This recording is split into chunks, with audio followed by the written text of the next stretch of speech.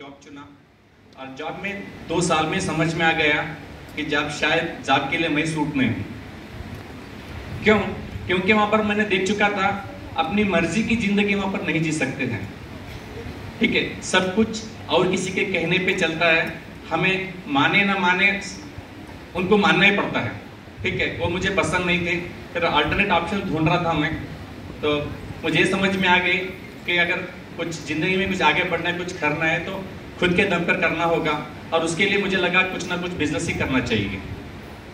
तो मैंने बहुत सारे बिजनेस करने का कोशिश किया। तो वहाँ पर कुछ बिजनेस करने के लिए बहुत बड़ा इन्वेस्टमेंट का चक्कर होता है, राइट।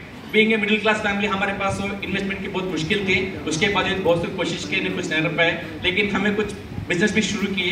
5-6 लाख उसमें इन्वेस्ट किए। कुछ एग्रीकल्चर के बारे में हमने शुरू किया था बिजनेस, लेकिन वहाँ पर भी फेल हो चुके। फिर वापस जॉब में चले गए। लेकिन माइंड में कीड़ा चल रहा था, कुछ ना कुछ बिजनेस करना है। तो वो टाइम में हमारे पास डायरेक्ट सेलिंग का, इंडस्ट्री का बिजनेस प्लान आया। हमने देखा तो मुझे 2-3 चीज बहुत अच्छे लगे। यहाँ पर लगाना कुछ नहीं है और जो आ रहा है उसको भी छोड़ना नहीं है, और साथ में पार्ट टाइम में काम करते हैं तो बहुत कुछ हो सकता है। तो हम जो एक बहुत बड़ी मल्टीनेशनल कंपनी में हमने इन्वॉल्व हुआ, जो हम गोरो किंग कंपनी कहते हैं। वहाँ पर हमने 10-12 साल हमने इन्वॉल्व किया। हमने जी जान लगा दी वहाँ पर, जो बोलते सब कुछ किया हमने 10-15 साल, लेकिन वहाँ पर बिल्कुल हाथ कुछ नहीं लगा। तो उसके बाद हमें एक मौका मिला वेस्टिज का। ठीक है, वहाँ हमने हमारे जो ग्रेट मेरे स्पॉन्सर है, मैं बहुत उनको प्राउड फील करता हूँ, मिस्टर चरण सिंह जो और भार्गव भाभी जी। अगर उनके लिस्ट में हमारा नाम नहीं होता,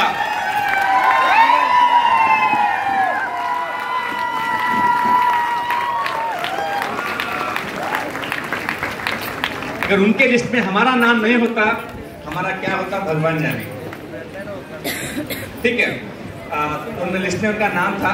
उन्होंने एक दिन मैसेज किया, बात किया।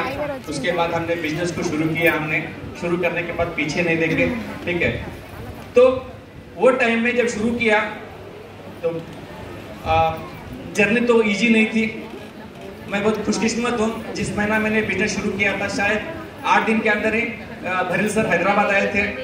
तो उनसे मुलाकात हुई इंद्र भाई के घर पे।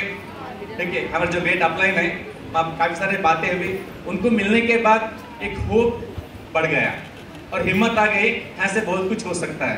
तो मैंने उनको रिक्वेस्ट किया। वो गुलबर्गा जा रहे थे, बीच में संगारेड्डी आता है, एक होम मीटिंग के लिए रिक्वेस्ट किया। तो उन्हें बड़े दिल से उनको मान लिया। उन्होंने जब मानने के बाद जब संगारेड्डी आए थे, उन्होंने होम मीटिंग करने के लिए, शायद हम वहाँ पर 10-12 लोग थे। जब हैदराबाद में फर्स्ट मीटिंग में बैठे थे, शायद 5-6 लोग थे उसमें जमाल जी थे, कमाल जी थे और 5-6 लोग थे। ठीक है, वो जो भी उस मीटिंग में थे आज सब डायमंड और क्राउन के ऊपर है।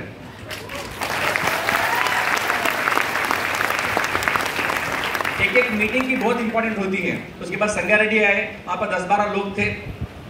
वहाँ प्लान वगैरह हुआ, से चिरंजीव प्लान दिखाए थे, जब भी नया था हमें।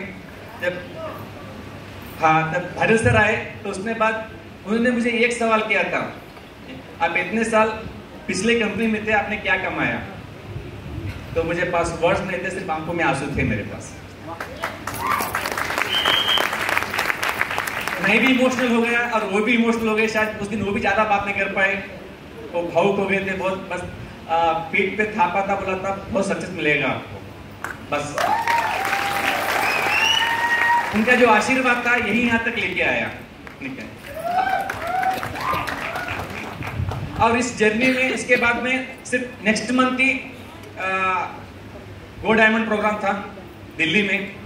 तो वहाँ पर हमने गया। तो चरण जी ने कहा था मुझे वहाँ आने के लिए, तो मैंने सोचा फिर जाने के लिए तैयार नहीं था। मैं यहाँ से बहुत मीटिंग देख चुके हैं, 10,000 का खर्चा है, पहले जेब में कुछ भी नहीं है, फिर देख के सब मालूम है। अब बहुत ही फोर्स कर रहे थे तो मना नहीं कर पाते क्योंकि अपलाइन है। तो मुझे सोचा मैं अकेले जाने से क्या फायदा और किसी को लेके चलेंगे। तो मैंने उनको कमिट किया, मैं 10 लोगों के साथ वहाँ पहुँचूंगा गो डायमंड के लिए। ठीक है, तो मैंने बहुत एफर्ट लगा, तकरीबन 100 लोगों से बात किया।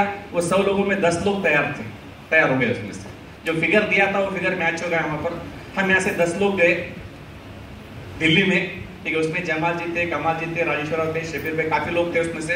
आज वो सब लोग क्राउन एंड अबो है ऑलमोस्ट। अब जो शायद 9-10 ऐसा कुछ डेट था, उसी महीने जब मैं शुरू किया, फास्ट ट्रैक डायरेक्टर बना था 7,800 PU के साथ में पहले महीने में। बहुत मुश्किल से वहां लोगों को लेके गए थे, लेकिन पहला ही दिन हमारा पैसा पूरा वसूल हो चुका था और उस दिन रात में चेक आया था। मेरा पहला चेक था 29,800। जब मैं पिछले घर में शायद 6 साल के बाद में भी वो पैसा नहीं कमाया था मैंने, यहाँ पर सिर्फ 1 महीने में आया। और मेरे में और मेरे टीम में काफी हिम्मत बढ़ गई। फिर वापस आने के बाद वापस देखने की जरूरत नहीं पड़ी और बहुत तेजी से बिजनेस को डेवलप किया। ठीक है, 2 मिनट तेलुगु में लेता हूँ मैं, क्योंकि टाइम का भी चैलेंज है। అయితే ఈ జర్నీలో మేము భరి సార్ యొక్క ఆశీస్సులతోనే ముందుకెళ్ళాము మేము, ఎందుకంటే డే 1 నుంచి ఆయన యొక్క అభయహస్తం మా పైన ఉంది కాబట్టి సక్సెస్ఫుల్ గా బిజినెస్ బిల్డ్ చేస్తా ఉన్నాము. మాతో చాలా పెద్ద టీం ఏర్పడింది. స్టార్టింగ్ లో చాలా మంది వచ్చేవాళ్ళు కాదు, బట్ ఈ రోజు చూస్తూ సక్సెస్ పెరిగింది. మా యొక్క పూర్తి స్టోరీని मैं जयपुर में शेयर करता हूँ. मेरी पूरी जो स्टोरी है, जर्नी है, मैं जयपुर पे शेयर करूंगा, क्योंकि यहाँ पर बहुत कम पॉइंट से दिखा रहा हूँ मैं यहाँ पर. पूरी स्टोरी सुनने के लिए आपको डेफिनेटली लाइव देखना पड़ेगा. जो क्राउन है हमारे साथ वहाँ पर पहुंच रहे हैं. ठीक है, लास्ट में ये जर्नी जो हम 10-12 साल हम इस इंडस्ट्री में हैं, वेस्टेज में 5 साल से है, हमारे लिए उतना आसान नहीं था. क्योंकि शुरू करने के बाद जैसे इतने भावुक क्यों हुए, हम जब बिजनेस में आए, जॉब छोड़ दिया, फुल टाइम डिपेंड हो गए, वहां से कुछ निकलना नहीं था, जेब में 10 रुपए नहीं रहते थे. ऐसे टाइम में हमारे फैमिली हमको बहुत सपोर्ट की. हमारी जॉइंट फैमिली है. मैं चाहता हूँ एक बार खड़े हो जाए वो लोग हमारे साथ में आए, तो है इनके लिए जरूर क्लैप हो जाएगा.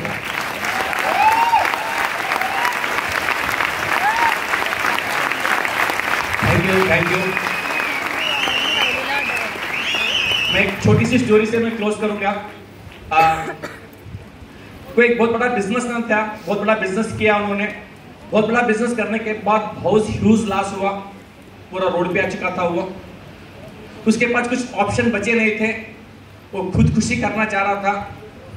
तो उसके बाद उन्होंने जाके कहीं पार्क में बैठा, आधा घंटा तो 2 बजे अपने को सुसाइड करने का है, तो सोच के बैठा था. 2-3 घंटे बैठ के सोच रहा था. तो वहां पर एक आदमी सूट डाल के आके बाजू में बैठ गया. बैठने के बाद उसको पूछा क्यों परेशान है, तो बस इनका भी पूरा दिल भरा हुआ था, किसी ना किसी को बता रहे, तो पूरा स्टोरी बताई. इतना ही बात है, लास्ट हुआ, कोई बात नहीं है, मैं यहाँ का सबसे बड़ा बिजनेसमैन हूँ. ठीक है, मैं तुझे 2 करोड़ रुपए का चेक दूंगा, साथ में रखना है. ठीक है, और इससे बिजनेस करना है. तो बहुत कुछ तो ऐसा कोई देता है क्या, बैंक में तो दुनिया के चक्कर मारना पड़ता है. तो ठीक है, फटाफट ने अपने जेब में से चेकबुक निकाला, उसके ऊपर 2 करोड़ का चेक लिख के दे दिया. लेकिन एक कंडीशन लगा, एक चेक लेके जाना, आप काम शुरू करना अपना, लेकिन लास्ट ऑप्शन रहेगा ये चेक यूज करने का. अपने पूरे माइंड यूज करना है, पूरा काम करना है. जब दूसरा कोई रास्ता बचता नहीं है, वो टाइम में इसको चेक यूज करना है. तो उन्होंने चेक को संभाला, जाके फिर जोश से काम शुरू किया. करते 2-3, फिर उन्होंने बताया फिर तुझे वापस कब करना है. उन्होंने बोला 4 साल के बाद में फिर यही प्लेस में यही टाइम पे मिलूंगा, मेरा पैसा मेरे को वापस करना है. ये दोनों के बीच एग्रीमेंट हो गई. फिर वो चले गया, बहुत खुशी से वापस आके अपना बिजनेस उन्होंने शुरू किया. फिर से बहुत माइंड लगाया, बहुत काम किया. देखते बिजनेस बढ़ते गया. वो टाइम आ ही गया 3 साल के बाद में, तो पूरा पैसा तो उसका ऑप्शन था. बहुत बार मजबूरी आती थी, उसको पैसा यूज करना है. तो उसको याद आती कि कंडीशन था कि बिल्कुल लास्ट ऑप्शन होगा, तो चेक पैसा संभाल के रखा, तो उसको चेक उसको यूज करने का जरूरत नहीं पड़ा. ठीक है, लेकिन उसी बीच में बहुत बड़ा करोड़पति मल्टीमिलियनर बन गया. लेकिन उसके ऊपर इंतजार था और दिन का. फिर वो पार्क में वापस आया उसको मिलने के लिए. तो यहाँ वहां ढूंढ रहा था, वो टाइम हो गया, आ रहा ही नहीं. तो उसके बाद में उन्होंने बाजू वहां जो माली था काम, तो आगे पूछा क्यों, क्या परेशान, क्या बात है, किसको ढूंढ रहे. तो बताया कि उन्होंने मेरे 3 साल पहले मुझे एक बंदा मिला था, बहुत बड़ा आदमी था, उसका नाम कुछ बात बता दिया उन्होंने. उसका मुझे चेक वापस करने चेक दिया था. तो जो माली था वहाँ का गार्डन जो वॉचमैन था, बहुत जोर से हंसने लगा. वो बोला वो तो पागल आदमी है, रोज आके चेक बांटता है यहाँ पर, वो भिखारी है वो.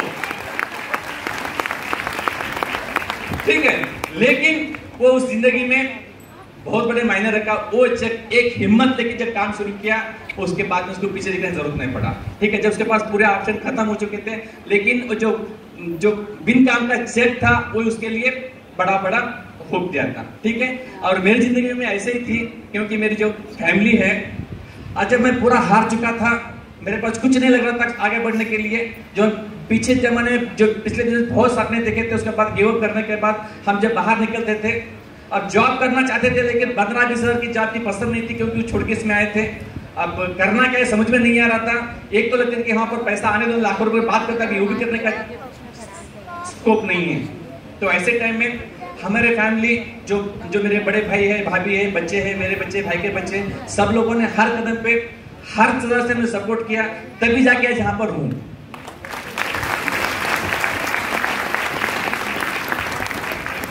हिम्मत बहुत बड़ी बात होती है, ठीक है। आप अपने अपलाइन आपके साथ में, विनिंग टीम साथ में है, ठीक है। बस उसके सपोर्ट से, उसके टीचिंग के सीख के बहुत कुछ कर सकते हैं। मेरी पूरी स्टोरी हम जयपुर से सुनाऊंगा। Thank you very much. Back to the host.